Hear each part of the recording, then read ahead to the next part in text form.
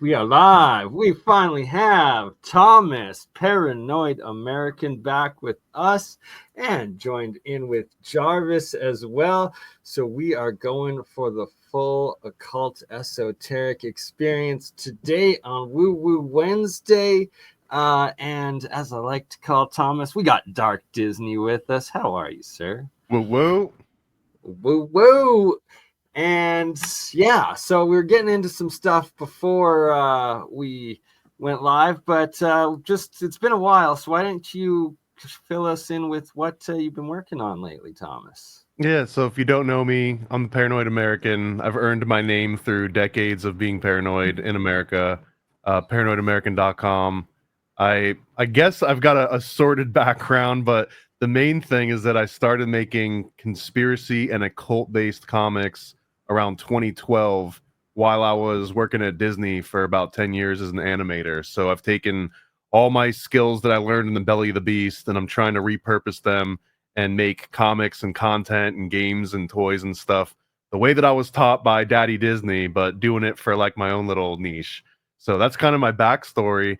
The big projects that we've just done is that in December through like last week, I finally finished shipping out over 5,000 pre-sold copies of Illuminati comic, which is a little chick tract style comic book that breaks down the entire history of the Bavarian Illuminati and Jesuits and Rosicrucians, and it brings it all the way into modern day. Like we talk about Lady Gaga and stuff in 2024. And I think it's the only comic about the Illuminati that covers that entire span from historical to modern, and it stays completely factual. I know how crazy that sounds, but we had to edit so much out so that it was only the most interesting and only the absolutely factual stuff. So that's the kind of thing that I'm into.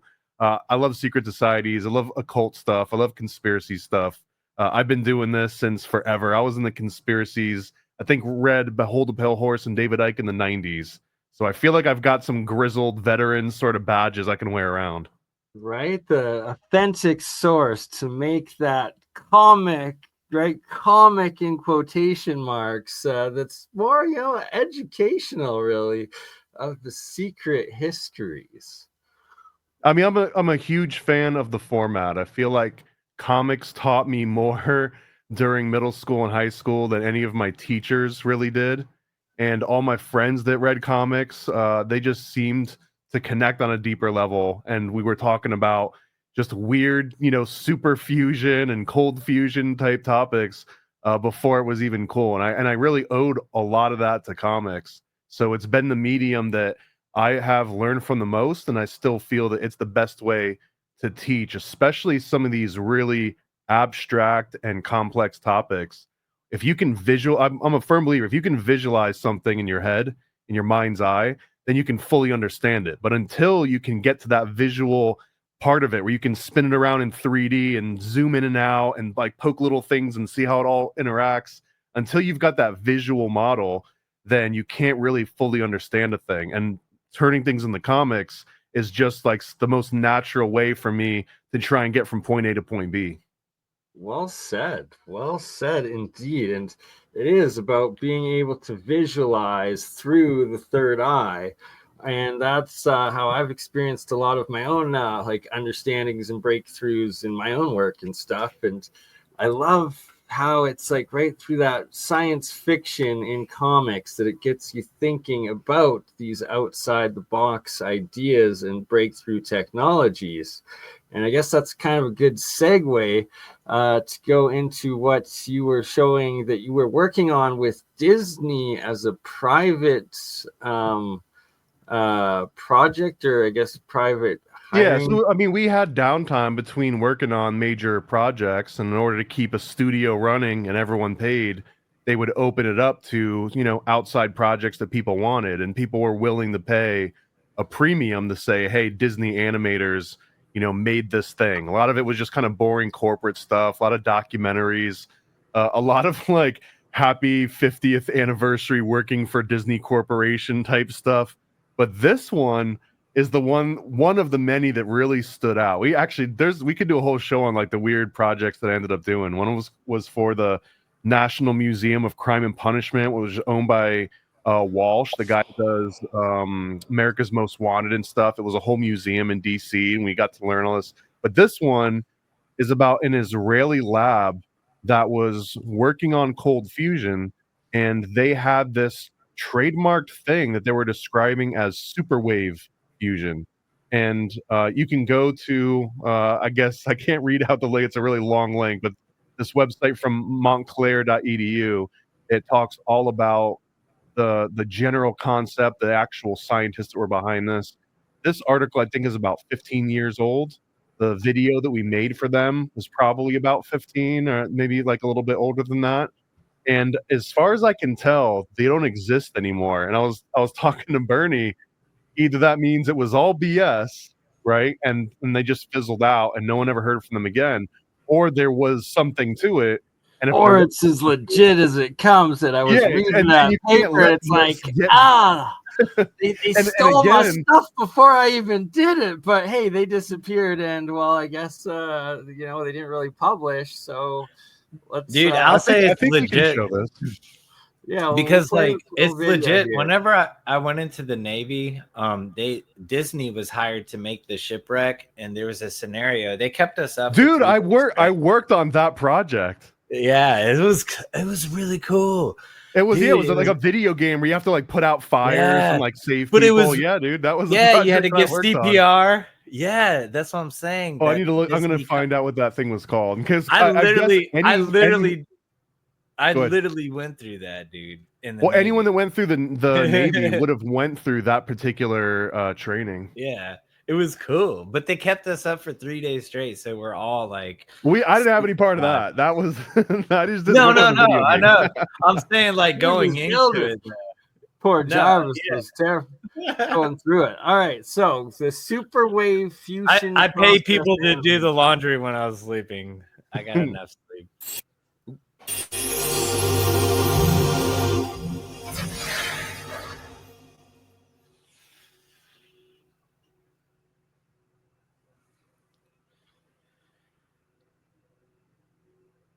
So yeah, it says that this animation is gonna show you what the superwave fusion, but this is their claim. This research is so advanced that there is no mathematical formulae which will fully describe the reaction. So the animation is supposed to be what they think is happening, not necessarily what was actually happening. And even when we were making this, I was wondering, like, do they have to say this? Because if they say the thing that like, oh, we know that this is happening, maybe it raises more flags. So anyways, yeah, play the animation. And so I'm happy that they had this, because it's like, that's what I've been figuring out and working out, is the mathematical formula of it all. So if they don't got it and I do, then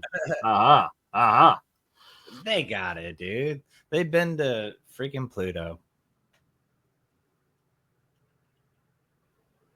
Well, that's why they disappeared, probably, because they got it.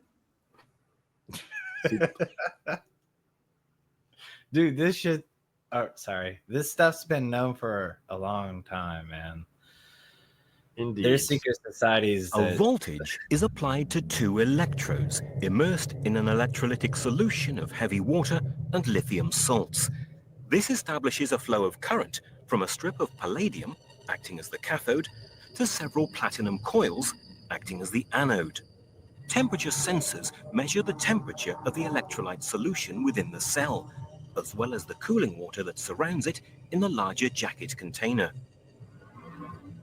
Within the solution, many of the D2O heavy water molecules are dissociated into OD negative and D positive ions.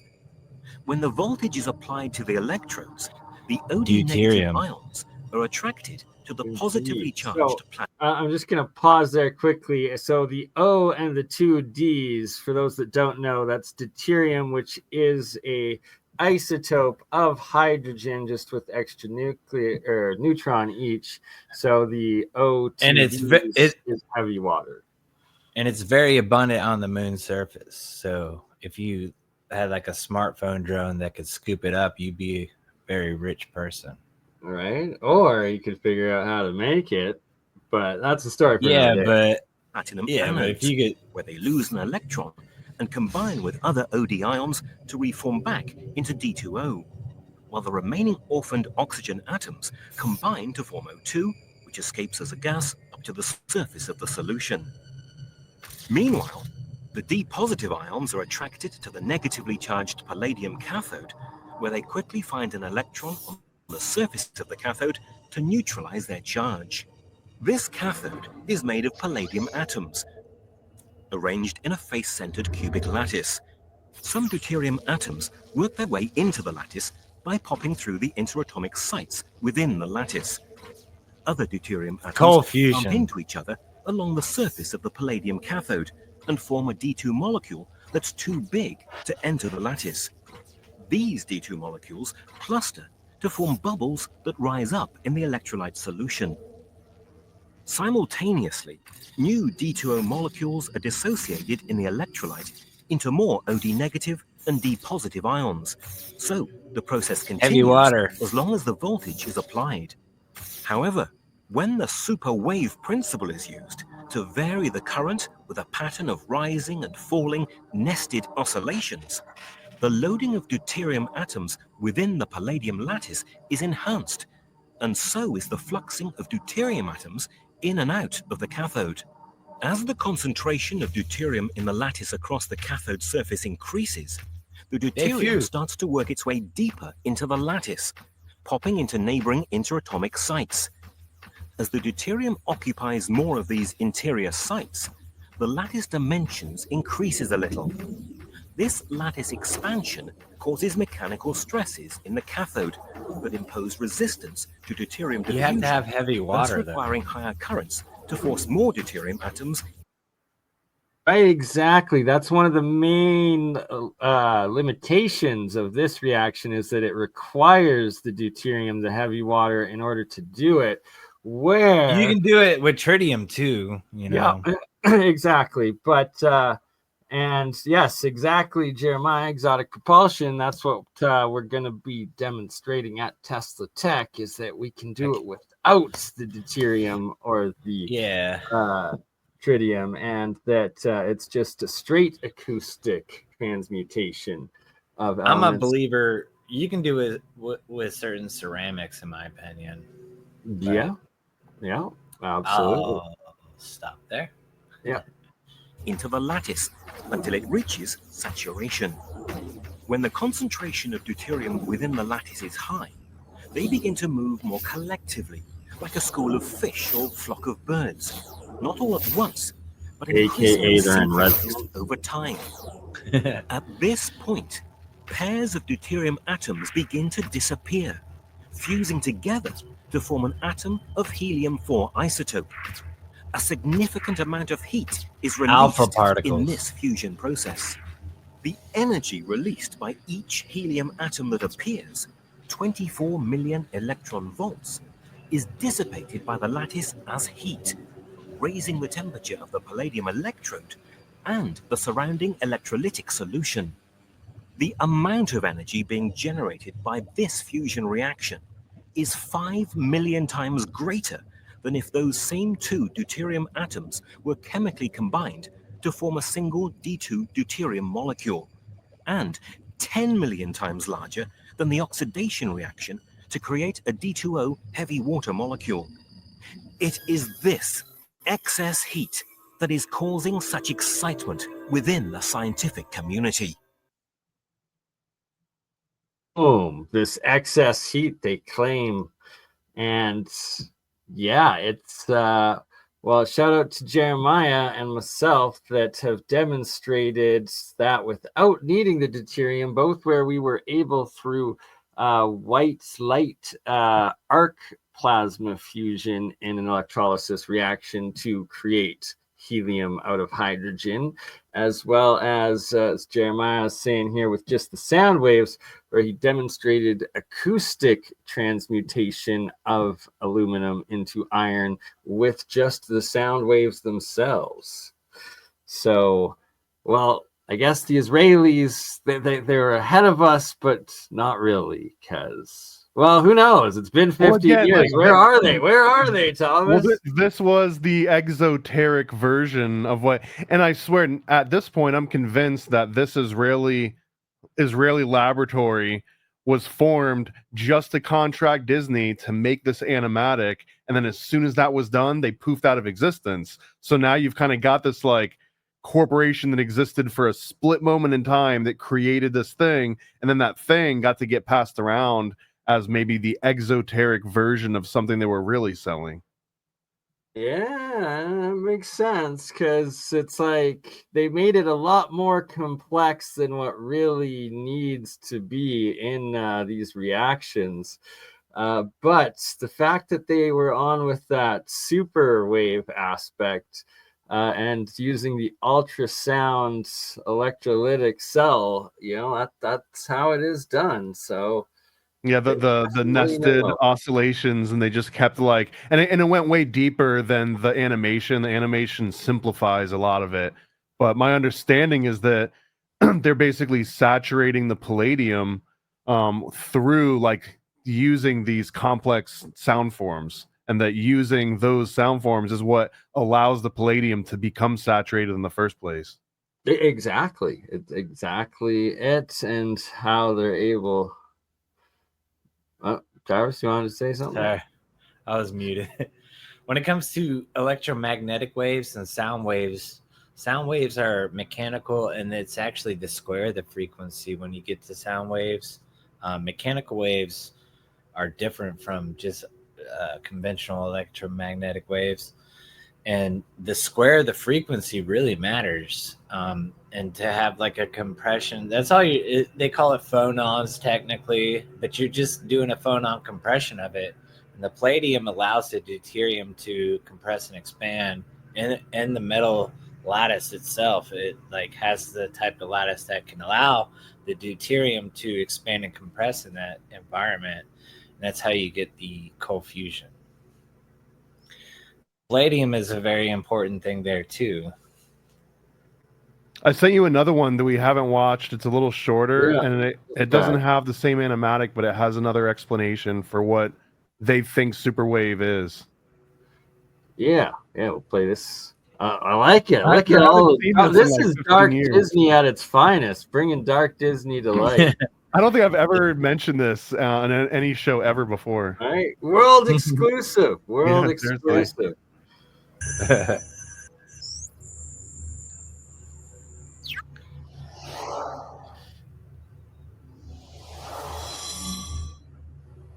Uh-oh. Disney's giving a bulge.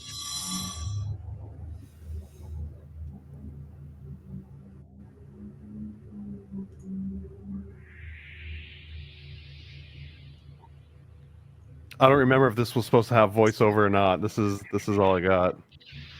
That's okay. It's okay. They're showing the spike.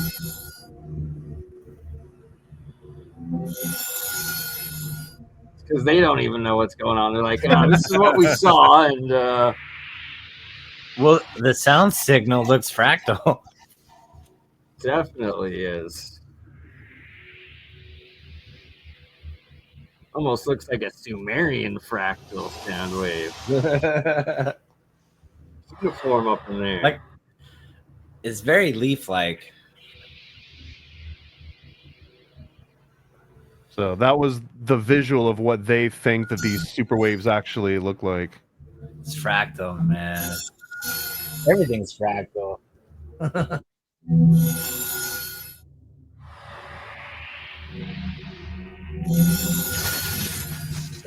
Magnetic tape. Jeremiah. Oh, I'm sorry. That's Ingo. Let's get some combined Ingo.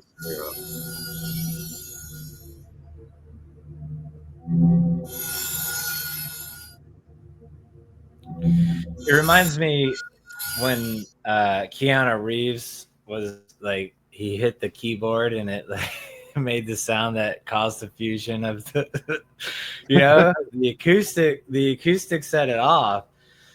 I think there was like a grinding thing going on, and he hit the key of the note that sent the resonance of the mechanical frequency, because the mechanical frequency is a square.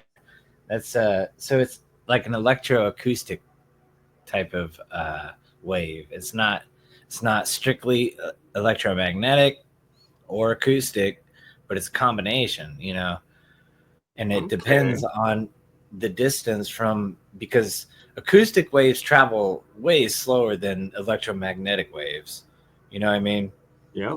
But at a certain distance, they'll both hit a target at the same frequency, as long as you know the proper distance to set the acoustic wave on time with the electromagnetic wave. You'll get an electroacoustic type of I see what you're saying. Piggybacking them on top of each other. But they travel at two different speeds, so you have to know if this acoustic wave travels this fast in the atmosphere, then the electromagnetic wave travels at the speed of light, or a little bit slower through the atmosphere. What time does it take for them to hit the target at the same time, and what distance would that be? It's a little bit of calculation. It's not, All right, but well, you could get lucky and just have a keyboard and just play the keyboard like boo doo doo doo doo doo, and just be like, oh, there it is. Right, kind of how like Hutchinson experimented, right? You'd like, just like have a keyboard and be like, that's the frequency right there. Why not? Music. All right, we'll dig down a little bit more of Ideas Orlando. Oh yeah, this was the naval game. It was called Damage Control Training, DCT. I think this is what you were talking about just a second ago.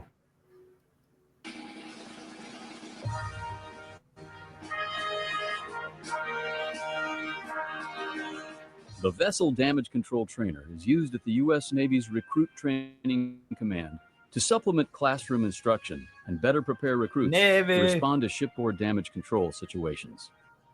It provides virtual hands-on practice that allows recruits to apply what they've learned in the classroom in a realistic 3D gaming environment. Look at that realistic 3D game. Recruits using this is from 15 years ago. 80% performance improvement in the areas of communication, situational awareness, and decision-making.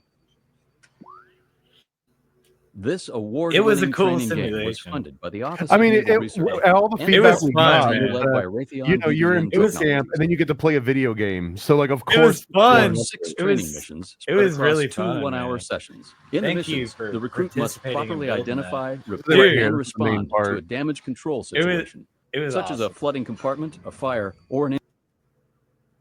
Pause it for a second. So this is essentially U.S. Navy training history that you were a part Chicago. of making.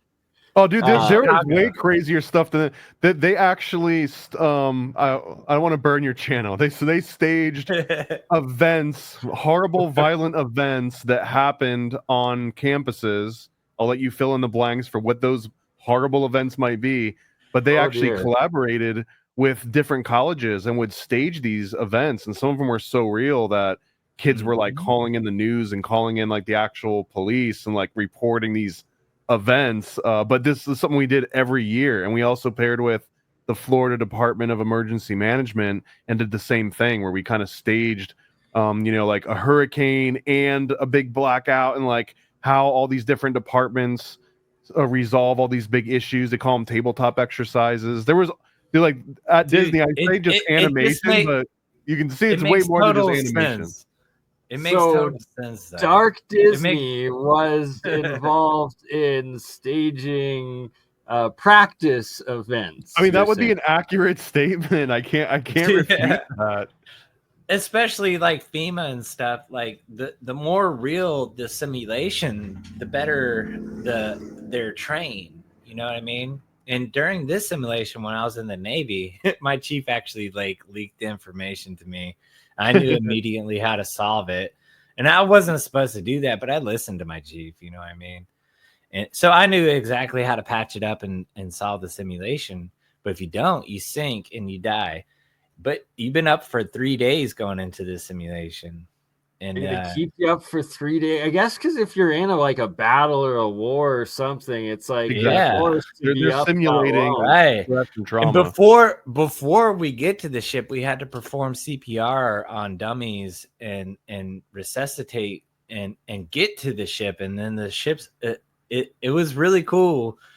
I just would say that it was a really awesome experience, and I would literally get in trouble if I tell you how to solve that scenario. But I was told by my don't team. be breaking no NDAs now. It was funny because the people that were watching the scenario as we're going through it and I solved it, they were like, "How did you know?" And I said, "I heard it in the chat during when we eat. Like, you'll have separate Navy tables." And I said, I overheard the conversation of a higher through the process table talk about what they went through, and I didn't sell my chief out, and it was really cool. After that, until I won now, Sailor of the Quarter.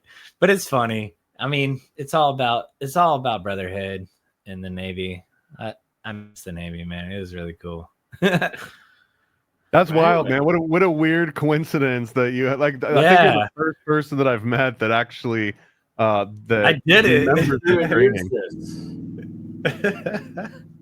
That's crazy. But like I said, you're supposed to be up for 3 days, but I would pay people to do you're supposed to wake up at odd intervals of the night to do your laundry and stuff, and while you're sleeping, you'd only get like 2 hours at the most. They'll just keep you up. But I would pay people and be like, dude, if you do this, I'll help you out. So I got the rest. And I was like up for a day during that, you know what I mean?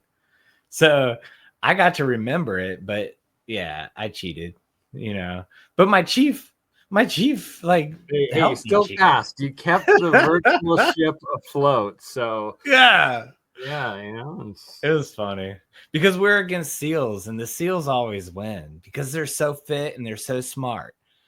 And every time the SEALs will compete against these guys in the Navy, they win every time. They're just brilliant people, period. What about sea lions? Do you compete against them at all? Mermaids? Shit. Did you ever encounter any of those? I was only in 4 years. Okay, not long enough. No, you get those on your... Yeah, I wasn't in very long, but there's reasons for that. If the reasons didn't happen, I'd still be in. I love the Navy, man. I had so much fun in the Navy. But fair. But as life happens, the world situation progresses and the instability, it's like, do you want to be on one of those ships these days with, well, the drones and the hypersonic missiles and even the Houthis apparently damaging a strike group? It's kind of... I mean, technically, I think statistically, you're still safer on a military vehicle or military base versus civilian. Yeah. Very true. Even during wartime, especially during wartime. Unless we get the Golden Wall. Or the Golden Dome, sorry. So let's transition from Golden Dome to Golden Dawn and get into the esoteric aspects of your guys' experiences. Because Jarvis, you were in with the Rosicrucians. Thomas, you're still a practicing Mason, and let's talk a little bit of the. Well, we were talking shop a little bit before we started recording, and I had to look this up. So, American Mystical Order of Rosicrucians, the AMORC. That's the one of the oldest ones in America. They've been co-ed since their founding in 1915, and they're located in Atlanta, where I am. Just to say, is that where it's headquartered? Is it in Atlanta? Mm-hmm. I didn't know that. I was never Rosicrucian. I didn't even know about Rosicrucianism. That was even like a modern thing outside of Manly Palmer Hall books until after I had already joined the Masons and then met other people that you call them kind of like badge collectors at a certain point. So there was a lot of badge collectors that We're in all the different groups, and you find out about a bunch of offshoots. The thing is, there's silly people that like try to get in, but we weed out who's really trying to understand it or not. And when you're a Mason, the Rosicrucians is probably 28th, I think, on the rank. So even as a Mason, you have to go through the rank of a Rosicrucian. So starting as a Rosicrucian, they have different avenues with alchemy. Right. In Scottish Rite, yeah. You know, and they're topics that interest me. So it's more like if you were to go to college and have to go to intermediate classes to get to what you really want to learn. Skip the intermediate classes and to what you really want to learn. That's what happens with Rosicrucians. That's actually a really great analogy, because the same thing in Scottish Rite. It's almost as if you really wanted to know about calculus because you're a psychopath or whatever. But let's just say, like, you really want to know calculus. Like, you can't get to calculus until you do like math, and then geometry, and then algebra, and then algebra 2, and then pre-calc, and then you can learn about calculus. And then maybe after that you can make cool video games and video game engines and physics simulators and stuff, right? But like, and it's not necessarily that there's even degrees, because you could be the best algebraic mind on the planet and not be the best in geometry, or the best in calculus, and vice versa. You could be absolutely astounding at calculus, but maybe not as proficient in just straight up linear algebra, or even non-linear algebra. So like, and it's the same way in Masons, and I assume in Rosicrucianism, that there's different skills and mentalities that represent each of these different degrees.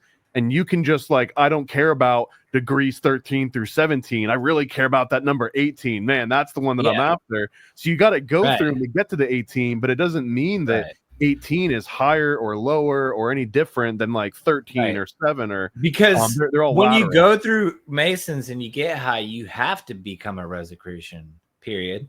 First of all, and then, like, why not instead of getting a degree, get a certificate in what you really want to learn. You want to skip all this, and you know what I mean? Why go through all that stuff when you can literally skip through it, become a Rosicrucian, and learn if you're interested in alchemy and stuff? It gives you, it's like, do I become a Rosencrantz? It's a loophole, It's so a quick way. But I got questions for you, because again, I didn't even know about Rosicrucianism, like modern version, until maybe 20 years ago, and I've been a Mason for, I think, like just about 20 years. But I was always under the impression that it was more heavily Christian leaning, that you had to profess some belief in Christ and like divinity in order to be. Whereas in Masonry, it's almost like joining AA. You just have to believe in some sort of higher power, but it doesn't have to be any specific flavor denomination, unless you go through the York Rite and some interpretations. Then you got to be certain types I of would Christian. say when you develop further into that, there is a reason for that, but I can't comment on that. But yeah, it's more Christian oriented. Yes. Is it using it as a scaffolding, or is there an actual requirement of belief in Jesus Christ as a personal savior? Well, what we'll normally do is disclose a secret, and if we see that they repeat the secret, they're out. And there's a process. Anybody is available to do it, but we'll give you tests to see if you're worthy of going to the next level, to even give you the intelligence at the next level. You won't get there unless somebody is overseeing you and saying, I think he's the person that signs, essentially your handler, your esoteric handler, essentially. There's not set levels like you're in karate and getting, there is somebody saying, he's ready for this, he's ready for that. And it is, you're right, it's more Christian based, but there's a reason for that too. And that's deeper down the line. You'd have to kill us if you told us. I get it. Is the Masonic Bible different than the average Bible? Like, I didn't read the Bible while I was in the Masons. I never read the Masonic Bible. I wouldn't know. Have you read it, Paranoid? I was given. Yeah, you're usually given one when you pass third degree. You get your own apron. Yeah. So you don't have to keep borrowing it, and you get your own little Bible. And then everything beyond that, usually people go out and like buy their own stuff. As far as I know, the Masonic Bible is not that much different. If anything, it's some. And I'm just talking out of my ass here, by the way. So like, don't like put all your chips on this. But it's I've heard it likened to like the Companion Bible, in which some passages will have like multiple translations or certain things pointed out, but otherwise it's not any different than any other Bible. It usually just has like a big square and compass on the front. Gotcha. Interesting. Okay. I like the Colburn Bible. Have you heard of the Colburn Bible? The Colburn Bible? It sounds very familiar. Right? Isn't that? Because it's the different perspective, like the Egyptians and Moses. So normally we know the story of Moses with the Exodus, but the Colburn Bible is in the perspective of the Egyptians during that time. And it's really cool to see the different perspectives. I like to read both of them. Right? Absolutely. The more the merrier. Well, I mean, there's got to be a limit, because at this point there's over 40,000 different denominations of Christianity alone. So even if you were like, I'm going to read every one of their Bibles, you're dead before you even get through them all. Well, the thing is, I'll say that Jesus, if you just listen to him, your body is your holy temple. So it doesn't take a church, first of all. It just takes the belief that Jesus died for our sins to believe in him. That's it. You don't have to go to any congregation. You don't have to label yourself as, a Protestant or Baptist. You don't have to give any labels out. Your body is your holy temple from the word of Jesus, so it's not about the religion. It's about the spirit, not the religion or the congregation. Well, this would be counter to any religion that relies on tithings to survive. They will say the exact opposite. Well, tithings are sometimes needed. It's hard. Like, people abuse the tithings, but tithings are needed. Well, tithings is just OG socialism, and in fact, you can draw a direct line between the modern version of tithings, where it's 10% of my paycheck or whatever your agreement is with your denomination and level in the church, right? If you're an Opus Dei, I think it's significantly more if you're like a Catholic, but the tithings just represent the exact same Phoenician sacrifices, where you'd have to show up at the town square and give your quarter of a goat or your baby on Fridays or whatever it was, right? The thing about the tithing is it has to be shown where those tithings went as a receipt. Most tithings are not shown. If people want to know, I gave this much to the church, where did my money go? They have no clue. Proper tithing needs to tell you, and they need to give you a receipt. Your money went to save this child with cancer, or save a dog that has 2 legs, or went to this. I want to know where my money went, and proper tithing gives you that. Now, if you just give your money away and you have no answer, and somebody's sitting in a mansion and riding a Lamborghini, obviously something's wrong. They're taking advantage of the tithing. Well, it's like Eddie Griffith has a good stand-up, but he's like, when God comes down and he's like, don't just give me some regular windows. I need some nice, big, colorful, stained glass windows with a little trim and everything. Yeah. I mean, gotta support that economy. It's supporting small business here. It's important to donate, but you have to know, like, I would like to see a receipt of like where my money went to as proof. Like, well, I mean, if you can be your own church, if you had an NFT BurnEye, dude, you could do that. I actually thought of a nonprofit type of donation system to where you could get money, because if you donate a certain amount, you can deduct it from your taxes and get it back. So I can donate to my crypto, and I'll give you a receipt so you can get your taxes back. But at least you know out of the crypto, but you donated. We're going to put BurnEye through college. Let's do it, guys. But at Yeah. least I'll know what my money's going to. You know what I mean?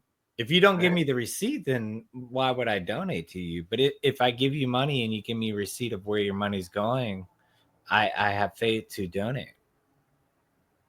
Tithing is very wrong these days. Too many priests are living in castles. Ish, because because Jesus, right? He was against the money It's not- changers. Yes. And now right. I'm He going to flipped the segue table. into Thomas's satanic comic. Hold on.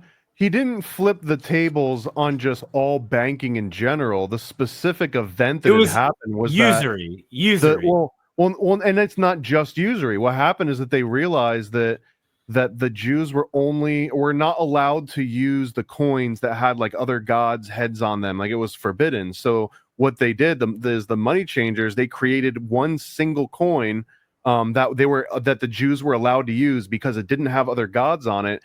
And I'm just going to say it's like a $2 bill, right? Let's just say like a $2 bill. It's money theism. Well, let's say like the $2 bill is the only money that Jews were allowed to use, right? So what they ended up doing was the money changers were like, oh, I know that's only a $2 bill, but that's going to cost 50 from now on. And they only raised it because they knew that they weren't allowed to use any other denominations. So they started charging more for that denomination than it was worth just because there was like a religious and I think that's one of the main catalysts of flipping the tables. And like, it was because they were perverting, and I'm going to let my American capitalism maybe like reign free a little bit, but they were perverting what could have been a more perfect system.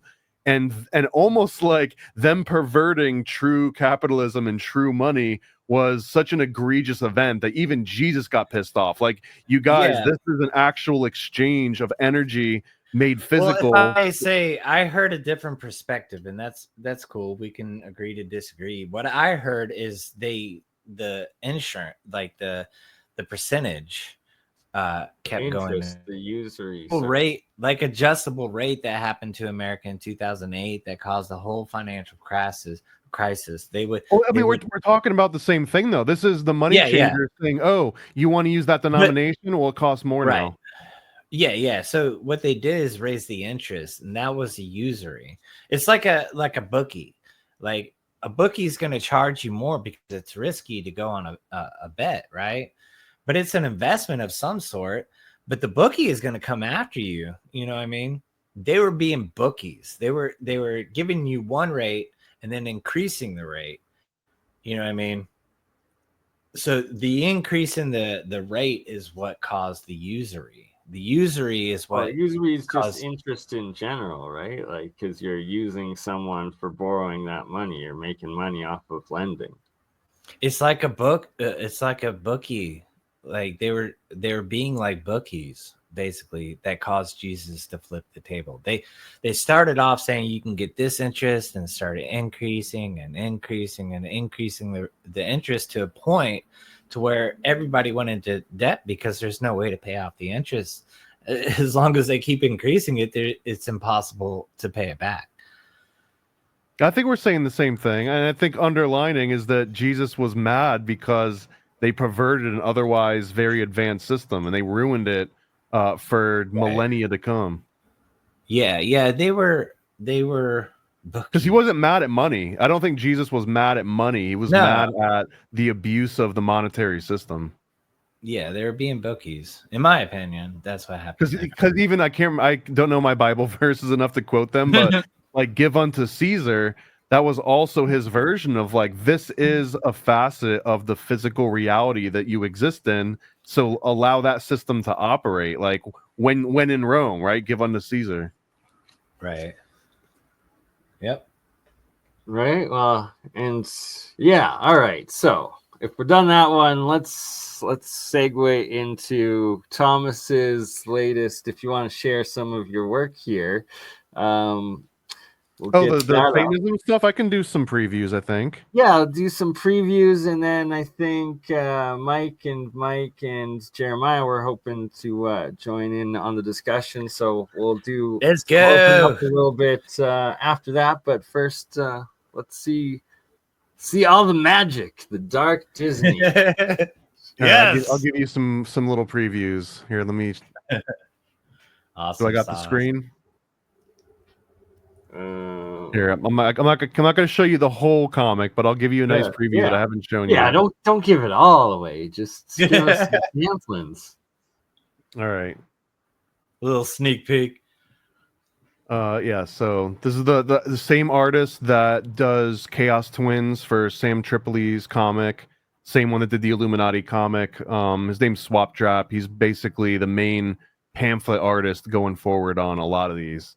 So yeah, I mean, right off the bat, this is the Satanic Panic comic, and the origin of this was that, I mean, I think all of us kind of grew up during the Satanic Panic of the 80s and 90s, right? And for me, growing up at this time, this meant that there were actual police coming into the elementary schools and warning kids like, hey, don't get into vans because there are Satanists that are driving around and snatching up kids and doing horrible things to them. And we had to come up with secret passwords to like during Halloween. They were putting razor blades in apples. Remember that? That was actually that was like a folk tale a little bit. Is it? I'm sorry. Yeah, the origin of that was that one person did eat a poison apple, but it was a father that fed it to his own kid to try and get the insurance money from poisoning him. And then the media took that story of a father poisoning his kid with an apple or with like a candy bar or something on Halloween. And then that turned into everyone was afraid that a stranger was going to do it to them, but it had only happened within a family, which is why it was like and he timed it out to be on Halloween. So if you look into that guy too, they asked him like, do you feel bad about trying to poison your kid over all this? And he ended up going to jail for the rest of his life. I think his kid might have actually died. And his response was like, yeah, but I made Halloween safer. So like in his mind, he had done some great justice to society. So anyways, bastard. The reason that this comic exists and why I started it is because I was growing increasingly convinced that the Satanic Panic did not start in the 80s, and it didn't start with the Beatles talking about Aleister Crowley and Black Sabbath, and it probably even started before the 1950s or 40s or 30s. And then I kept trying to find, like, where did Satanism actually start? Like, who was the first one that was witch like trials? Satan? And didn't Satan start Satanism? Just I mean, if you're gonna just cut right to the chase, Satan started it, but it kind of came over with the Pilgrims originally. So, anyways, I'll show a couple of the features in here. Like, we've got an example of the Knights Templar because you got to have the Baphomet reference. And you got to have Freemasons involved, of course, if you're going to be talking about Satanism. And then we're talking about how, for example, in 1692, this is the Salem witch trials, right? And a lot of people are like, "Oh, so glad that that's over," in the 1690s. But there was actually a whole bunch of different Satanists that were being brought all the way up into the late 1800s. So in the 19th century, there were still people going to court for wizardry and witchcraft that had to be let out of the legal system. Like this, we're talking 1800s. This is happening. But one of the weirdest things that I discovered is that it was just like poor people mostly that were getting in trouble for all this, and a lot of it was on the East Coast. If you were on the West Coast at the exact same time, bums are witches. Well, dude, like if like being rich allows you to be a Satanist in a different way than a poor person Satanist. And this is kind of, I'm not going to give the whole story away, but that's kind of what the conclusion of this comic book shows you. And this example right here, I think is one of the most prominent ones. This is Joseph Stout of Fentress County, Tennessee, had to be acquitted in court of wizardry in 1830. You can look this up. This kind of blew my mind that as far into the modern times as 1830, there were still people being tried for wizardry. And then just 20 years later, though, we had Paschal Beverly Randolph, who's one of the main guys that introduced Rosicrucianism to California. I mean, under the exact same lens, he could have been considered the same type of occult Satanist wizard, by this like big umbrella. However, he never really came under that sort of suspicion, at least not to the same extent as having to go to court and defend your life over wizardry. And that we'll start to see kind of this pattern where if you are introducing occultism into groups of wealthy people, then you get a special pass. But if you're introducing occultism to poor people through like occult bookstores or music or some other way of introducing it to the masses, that's the punishment. And that's the version of it that gets played up in the media. And that's like, oh, those people are sacrificing animals and they're doing bloodletting rituals. And look at these horrible Satanists. But really, there's like the elite class that never get accused, that have always flown under the radar. And here I'm gonna here. I don't know if I want to share too many more. Here. I'm gonna skip around. May I say one thing? Please. I am ashamed that in the Catholic religion during one time, I do think there's evil and good, and at this time there was more evil, but they would say that if you didn't tithe a certain amount, you couldn't get into heaven. And it's literally the opposite of what Jesus preached in the Bible. You know, Jesus, give me your poor, you're hungry. You know what I mean? Jesus was the opposite of what they were doing. And they were saying that you couldn't get a pass into heaven unless you paid for it. You got to buy your way in, right? Yeah, basically. I don't know if I want to give some of these away. Let me see. No worries. Don't give it all away. Here's the last one that I'll point out. This is a fun little discovery that I made during my Satanism research. That most people are familiar with, like Anton LaVey's Satanism. This is the Hollywood Church of Satan, the one that had Samuel Lee Davis Jr. and maybe some connections to like Manson family and stuff. But this is like the West Coast, like put on a big show version of Satanism. The guy with the pointy beard and the bald head. Well, he started out as basically like a carny, and then he worked in a cabaret, like playing piano and just kind of as an entertainer. And he watched this very specific episode of the Wild Wild West, episode number 24. The name of it was called Night of the Druid's Blood. And it was starring Don Rickles as a Satanist that called himself Asmodeus.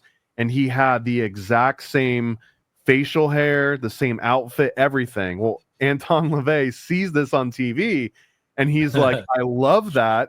He goes to work at the cabaret the next night and he declares that the very first meeting of the Church of Satan, and he shaves his head and he basically dresses up as Don Rickles and then just does his normal routine. But that is the origin story of the grand, you know, like the American Satanism that everyone usually points the finger at. And again, this is just a fabrication of Hollywood. Someone saw something on TV and was like, oh, that's cool and quirky. I'm going to do that as a shtick. And that turns into what a lot of people associate with an actual religion. But this is just like now they're literally putting up statues. Right? Like the same group is now putting up statues at like Senate buildings and stuff, correct? Well, that is a separate. I always get these mixed up. I think that's the Temple of Satan, not the Church of Satan. And the way that I understand the difference is that LaVey Satanism is more like Hollywood, like Crowleyan. I'm gonna be very general, but like do what you want to do, kind of like live for yourself Satanism. Whereas Temple of Satan, or the Satanic Temple rather, the Satanic Temple is a political arm. They're the ones that specifically go after public displays of like a religious statue on public ground. They're like, if we're following the law here, then I can put a statue of Baphomet right next to your statue of Jesus. Or if you're going to say that Bibles are allowed in school, then we also have to have Satanic Bibles allowed in school. That's the Satanic Temple. They're like the political arm.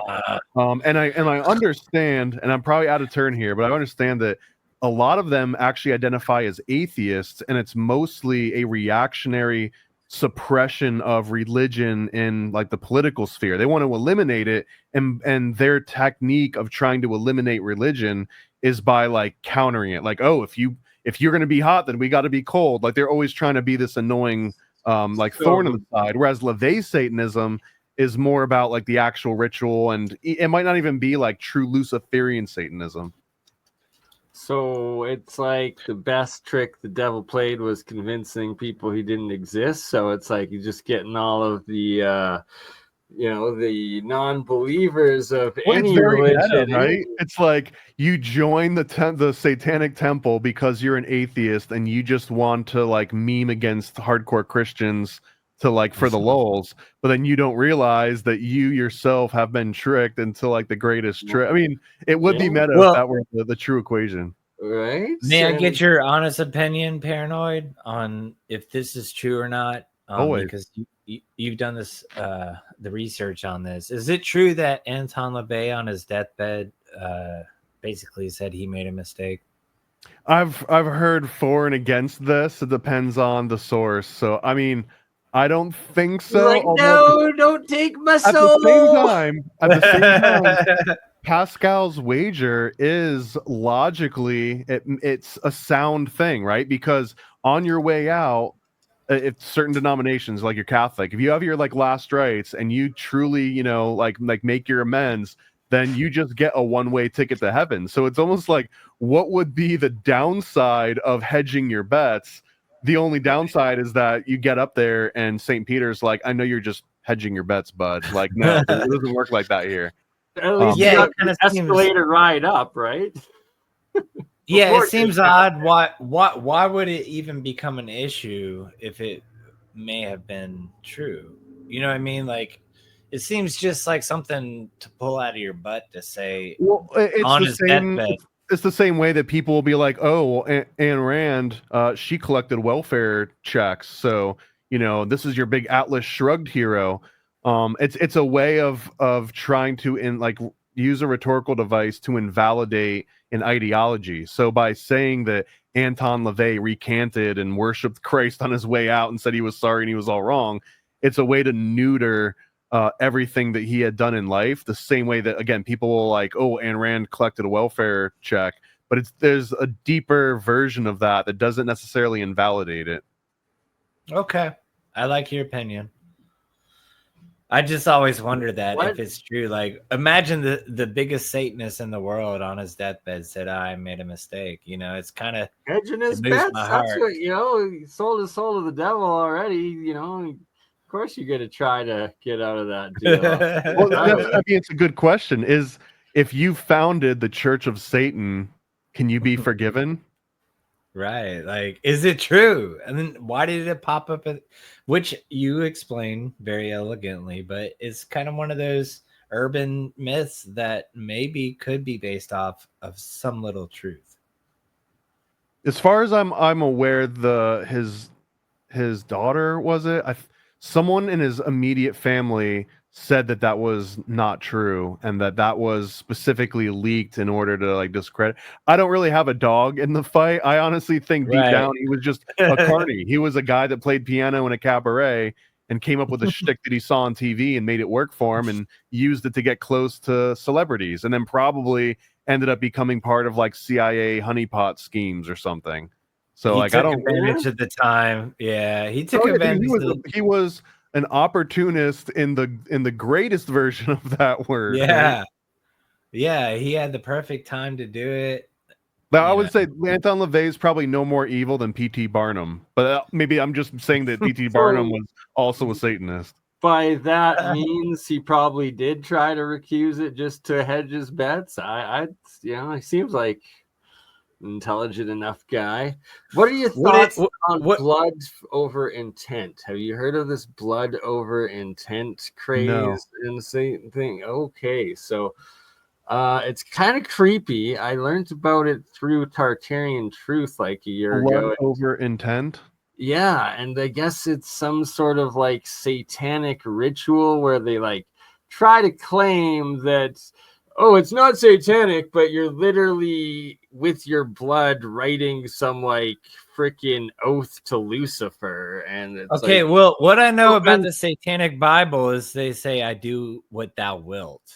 Is that what you're getting at too? Well, no, it's this thing that it's literally called like you're writing an oath to Lucifer, and it like the whole movement is blood over intent. So it's like just breaking that down, it's like, well, whatever you mean by your intent, it doesn't matter because you've made this contract. I do what thou wilt to Lucifer, right? Like, so, but then what's the difference between Lucifer and Satan? maybe we should... Everybody knows what's good and bad, and they choose to be bad, and they deserve to burn in hell. Well, I mean, there's some gray area here, though. Typical Mason that would say that, right? But that, like, yeah, there is. There's always gray. Well, one of the most examples that comes up, I think this is from Joseph Campbell's Power of Myth, but he talks about a story of Marco Polo where Marco Polo goes to this foreign land and he finds out that these people, when their relatives die, they consume their bodies because that's how they view as worshiping the best. Like, that's how they honor their family members, and it's how they inherit all their strength and their knowledge and everything.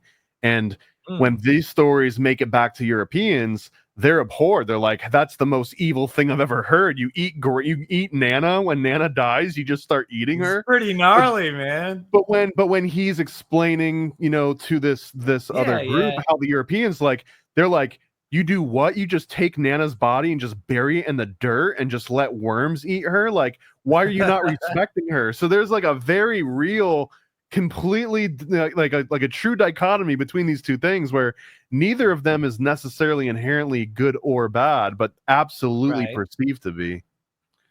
Gotcha. That actually makes a lot of sense. Good point. Like, we're not talking murder, but like cannibalism, right? Is like, or eating grandma's dead body. Like, if you heard someone was doing that in the States, you're like, oh, that's a satanic coven, no question about it. They're doing it for black magic.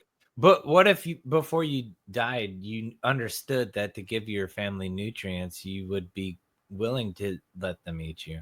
You know what I mean? That's how they're raised, probably.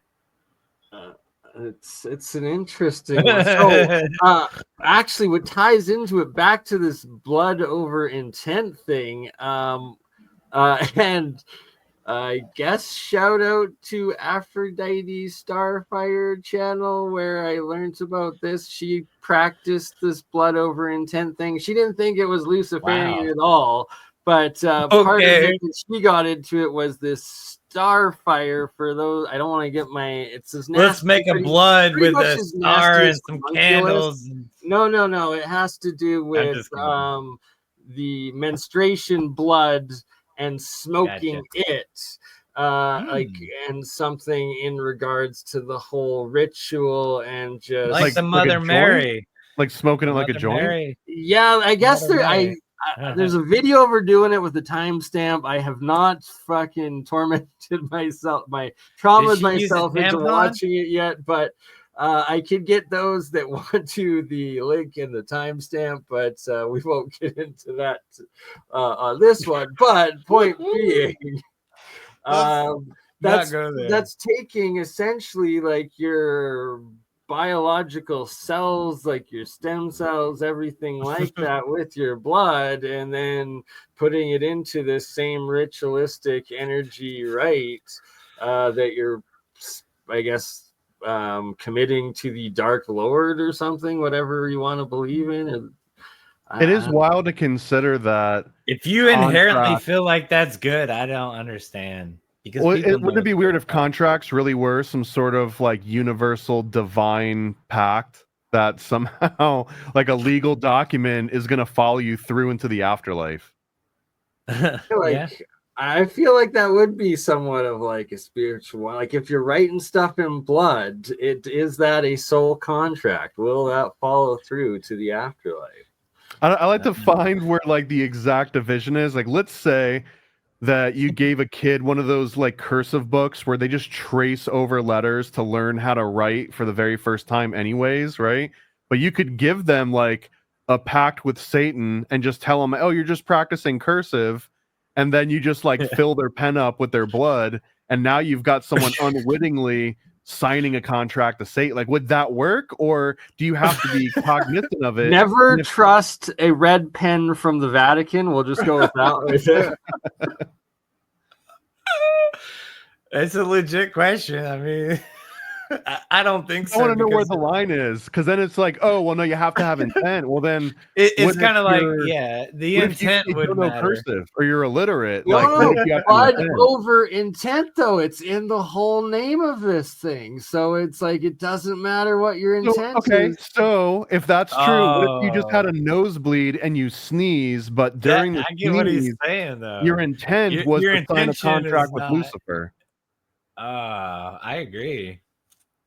I don't agree blood over intent because they Yeah, could be well, tricked. but that's the whole gig of it. That's the whole It's gig Right. of So it. if you trick someone into signing a contract with their blood, then that It has doesn't more matter, power in than my your intent. opinion. Yeah, I agree with them. It's a good point. Yeah. I got a couple other Mike and Mike have joined. Do you mind if I bring them up for the panel? I do mind. Fuck Oh. them. Okay. One. We just got one mic. Just one mic? Uh-oh. Uh-oh. I can't choose. Two mics will enter, only one will leave. I'll be right back, guys. I'll be right back. Okay, well, we got room for two. We got room for two. Okay, we got two mics. There we go. Welcome. Hey. Welcome, gentlemen. Nope. Okay. Oh. Now we're back down to one mic. Oh, okay. Well, oh no, he's back. You're back. There we go. I'm back. There we go. All right. So, what are your guys' thoughts on Michael? what The we're archangels are here with the monotone. So, yeah, we want to get into archangels. What are the difference between them? How do you know that an angel is an archangel and not a djinn or a demon? What does an arc even mean? I don't even know. What does the arc part of that mean? You know, Mr. That's actually a good question, though. Could it be like an arc, like the Ark of the Covenant, the plasma arc? Are they plasma entities? No. I got something to say about contracts because I've signed quite a bit, and all I got to say is they all meant nothing but toilet paper. So go ahead, sign up with the Vatican. But did you sign it in blood, Mike? That's the question. It's still toilet paper with blood on it. Well, if you're signing with shit, but I go down the toilet like all other contracts nowadays. They don't mean anything anymore. Trust me, I've been through this. Signed them, went to court. Nothing means anything. Nobody goes to trial. That's the legal system. I just want to say an arc can also be a segment of a circle. True. Very true. But yeah, the ark and the Ark of the Covenant, like the ark has several meanings. BurnEye is hitting upon something there. I think that is important. Yeah, the ark is. You got to get an angel out archangel. Of a circle. You know what? I don't know what it means. Maybe. Good question. If you took a meter and you swung it as a pendulum, it will give you a second. Okay.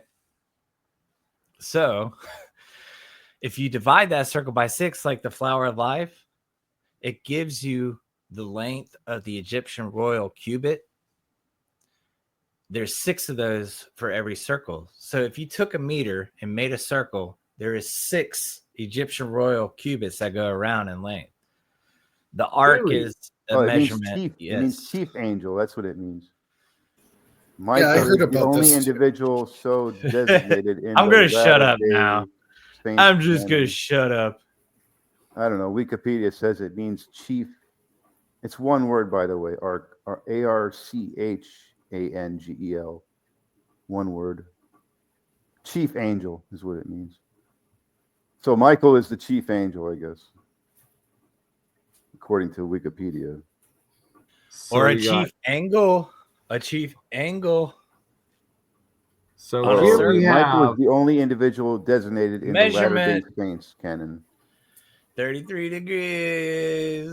What are your thoughts on these? Because these are supposedly angels and demons. Yeah, these are the seals of Solomon, right? Yeah. More contracts. That's all what I think about. What happens if you write one of these in blood? Is that how you make the contract with them, or supposedly put a gold foil on yourself? I don't know. It's kind of sketchy, but they do look like circuits an awful lot. I think. I mean, you think about free will. Contracts don't apply to anything. Well, no, that's just if you guys your will. Hey, BurnEye, go back to 41. Go back to 41. See on the left side there? It looks like a coil. Looks like a coil. And then where the line is crossed and in between in the middle, that short line, right there. You can almost depict that as a spark gap. Interesting. I could be just be a couple of diodes. Could be diodes, or it could be a load of some kind. I don't know. I could be just blowing wind here, but not at all. No, these are questions that need to be answered, because it's like, this looks like electric circuitry, and well, I don't know. There's a guy who took the crop circles, did the same thing. He's making the crop circles. I didn't know this, but there was crop circles showing up in a town just next to where I live back in the 1990s, and they were quite large. They were about anywhere from 200 to 400 meters in diameter. They were quite large, and they're just showing up in this guy's cornfield overnight. Boom, they're there. Huge, very elaborate. That's fascinating. There's a guy on YouTube who's building a magnetic rotary system based off the crop circles. He says it's I've seen that. You saw that? Yeah. I'm very interested. Mike, Faraday. Yeah. You had mentioned these crop circles before, and what were they next to, though? Wasn't it like some facility or something? Or close by or something? There are a lot of underground water aquifers in the area. It's also pretty close to the Niagara Escarpment. I don't know if that means anything. Interesting. Yeah. And then we got the potential fractal, like a cell phone, right? Fractal antenna on some of these. Yeah, I do believe some of these things are. There's the Templar cross, and that's that number 12. Right, that just 3 of them, and that's essentially like a fractal antenna too. I was working on a algorithm that would generate various symbols that were very similar to these. So I had to kind of break down how some of them were created. And some of the patterns, if you look into the history of these Solomonic seals, they go back to like the 13th century, I think, in some cases. But a lot of them revolve around a magic square, where you just break out like the square of Saturn, and then you just simply plot different points on that square, and then you kind of just connect the dots with all the points you've plotted to spell out certain words or to plot out certain numbers. And once you connect those all together, then they would use certain techniques like symmetry, where they would just reflect the pattern they created. And sometimes symmetry would mean something, magical within the name of that one demon. So that's kind of how some engineers of those out there, any engineers out there will agree with the magic squares. If you talk about the John Searle effect, effect. Yeah. Let's get into the magic squares a bit more. Actually. All right. 27 looked like a radio transmitter, a radio. Yep, very much so. You saw that one, Mike? Yep. 27 ratios, I guess, is the main point where we're getting at here. The golden ratio and all that. Ratios are important. The golden squares are kind of like a cipher way to do it, and John Searle used golden numbers of the square to do his anti-gravity and free energy project. It's cool, Paranoid. Yeah, I didn't make them. I wish I could take credit. Yeah, I'm more of an engineer, so I'm just trying to let you in on that.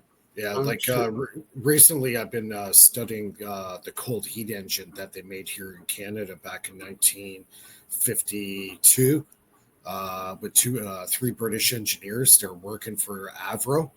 Remember the Avro? Strategic. Yeah. It was kind of.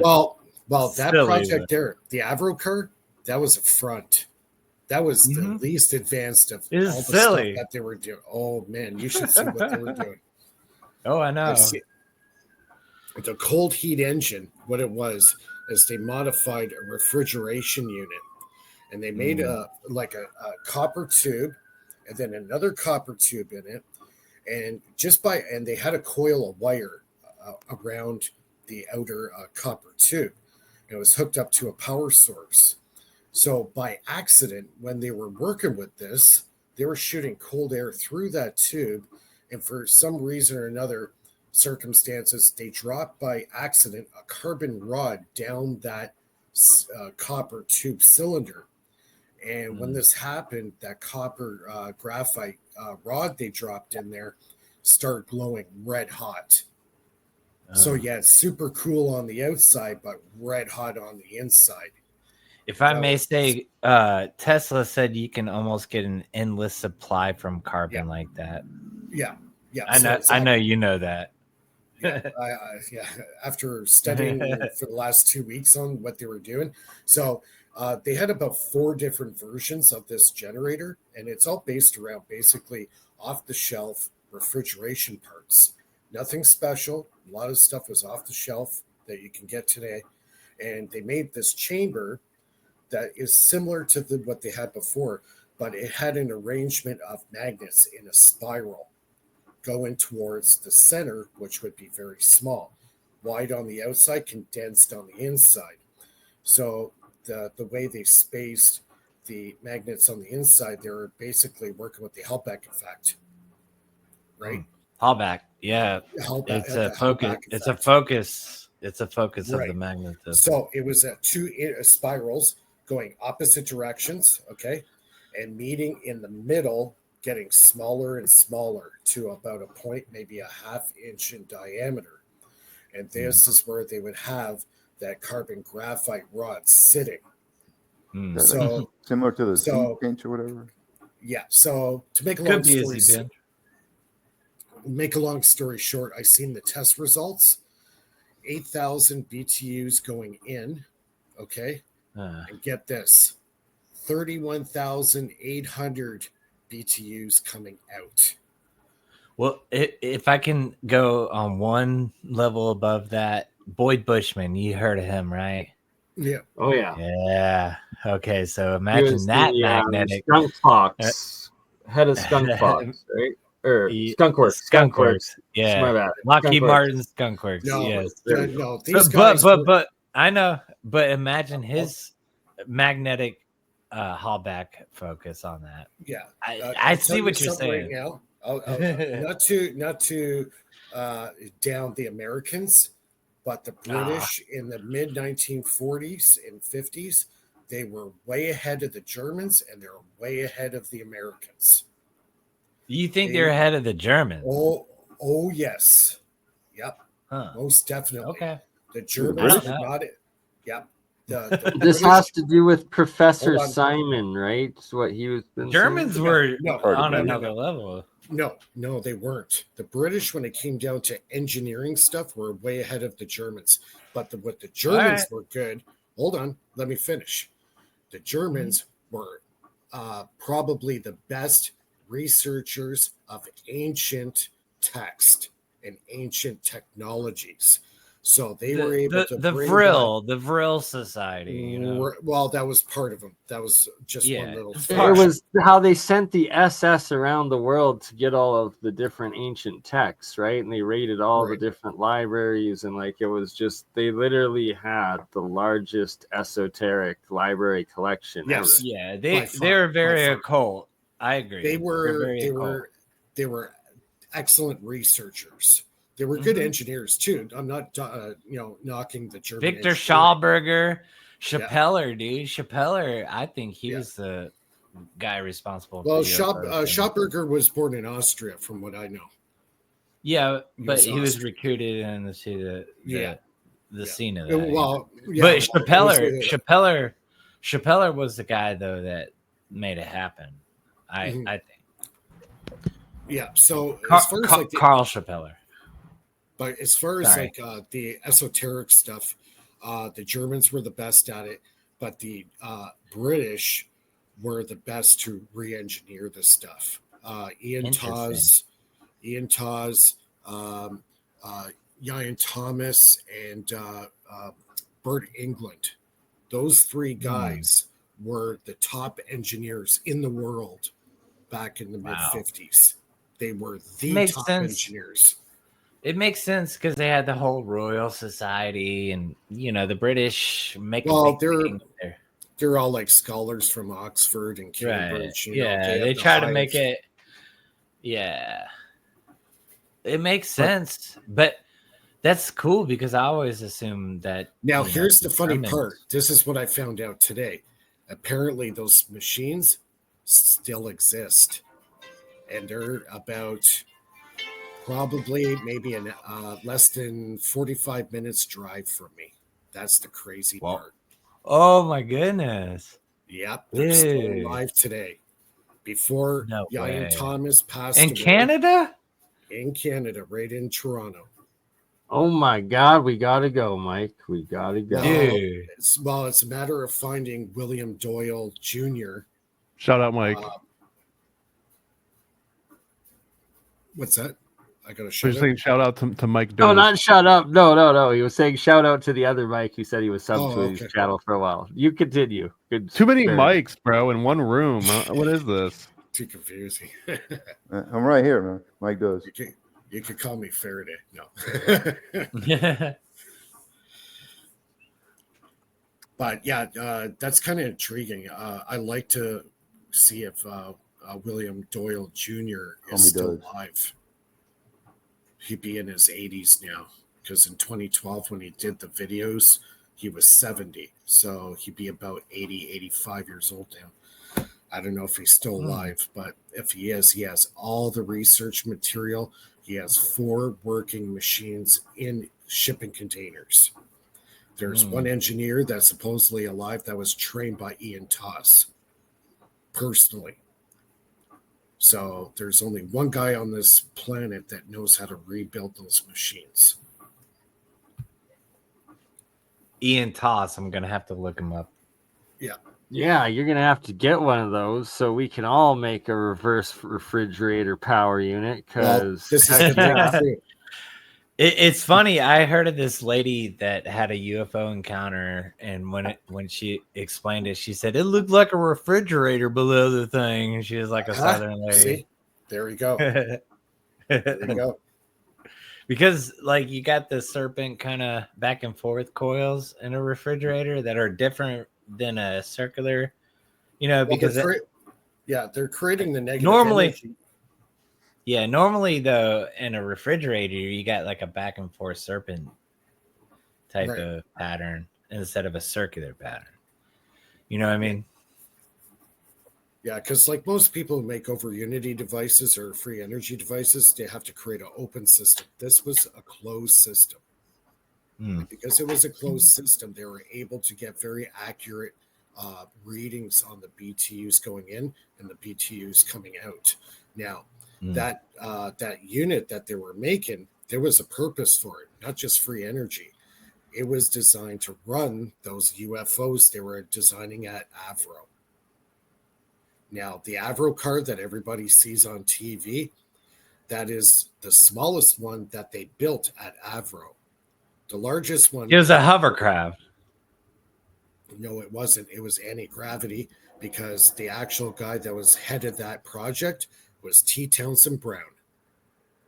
Yeah, but it was a gimmick. It was a gimmick like what you would see as a conventional hovercraft, like that would go into. That was the front to deter people thinking, they're just the Avro. Yeah, and it makes people think that this is just a hovercraft.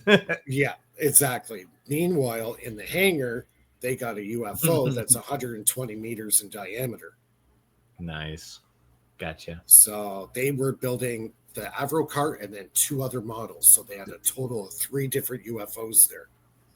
And you would put something forward that looks like it's not going. Yeah, up front. They were putting it front. Yeah. So the public would see it displaying. This is silly. Like, why? What are you doing? You're using a bunch of fans to lift it like 2 inches off the ground. See, John Frost, he was the head engineer for the Avro Arrow. Now, he was also working on the Avro cars. He was also a front.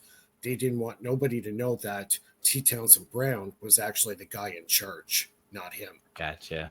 John Frost. Yeah. And when T. Townsend Brown started spinning things is where it gets confidential, is all I'm going to say. Well, that's where you know what I mean? Yeah. Wasn't T. Townsend doing the same stuff that Otis Carr was doing? It's similar. Otis Carr was doing like a magnetic, like U-ring looking thing through a spinning platform. Yeah, he was doing. But T.T. Brown was doing more statics. Yeah, the U-tron. But T.T. Brown was doing more asymmetrical capacitance. Yeah, asymmetrical capacitance. So that was the difference. Yeah. I've got the patent somewhere here. Hold on. I thought Otis Carr was doing the asymmetrical. Well, look up the Avro car. Look up the Avro. No, Otis wasn't doing that. You don't have that one. Probably that one's patented. But look up the Avro car. You should be able to find a lot of pictures of that. Yeah, that was the front, though, right? Wasn't that the front? Yeah, that was the front. That was the one that they would leak to the public, right? Yeah. So sorry. Before we continue on that, Thomas has to go pretty quick here as we're getting past his time. But do you want to share any other stuff that you're working on promoting, good sir, and what you got going on? I mean, we just went over some of those Satanic Panic pages. If that sounds interesting to you and you want to grab a piece of that one when it's available, the way that I usually release these comics is that you can join it on like a Kickstarter, and then you'll get it like a year before anyone else, or at least 6 months before anyone else, because we got to know how many to make. So you can go to satanicpaniccomic.com to sign up for that one. I also got one on the Titanic at titaniccomic.com. And then there's another one. Why did you do titanicpanic.com? You missed out. I only get so many. I got kubrickcomic.com that's coming up. I've been working on with David Charles Plate, a think tank, where we're creating a comic that explains the Tetragrammaton, Kabbalah, and Kubrick symbolism, aka Kubrickology, all in one little pamphlet, and the Golden Bough, which is a pretty large undertaking. Fraser's Golden Bough. It tries to summarize all those things in one little comic. And then I got to do another shout out of doesbigfootexist.com, which is the Bigfoot comic that I've been working on with Nate from Reality Czars. So I got a bunch of plates spinning in the air. But yeah, if you're interested in any of those, you can just go to paranoidamerican.com, and I got links to sign up for all those various ones. And honestly, it's been a pleasure to like just share some space with you guys. I learn, immense amounts every time that I do this show with BurnEye. I was delighted that we got to show the superwave fusion stuff. I literally myself haven't seen those in like 15 years. That was awesome. So weird, man. Such a sync, and that's another sync that Thomas does every week with Exertus, is the Sync Tank show on Tuesdays, right? Yep, every Tuesday. I think it shifts around a little bit depending on what country the CIA has Xertus stationed in at any given time. But right now it's Tuesday. CIA confirmed. I knew it. At 12 or Gotti 3 Eastern. There was never any doubt in my mind, but we still love our brother. No, he's honestly, I joke. He's way too smart for the CIA. So I don't know. Like he's in some other alphabet group that I don't even know the name of because I'm not smart enough to hear. It's like an ineffable name of intelligence or something. It's like fungible NFT NSA. Right. That's silly.